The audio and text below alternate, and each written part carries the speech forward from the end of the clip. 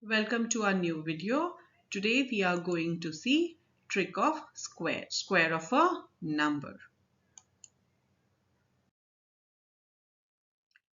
Square of a number, square of 3 square or minus 3 square and minus 3 the whole square.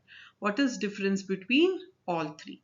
First one, 3 square means 3 into 3, which is equal to 9 plus 9. Minus 3 square means minus into 3 into 3.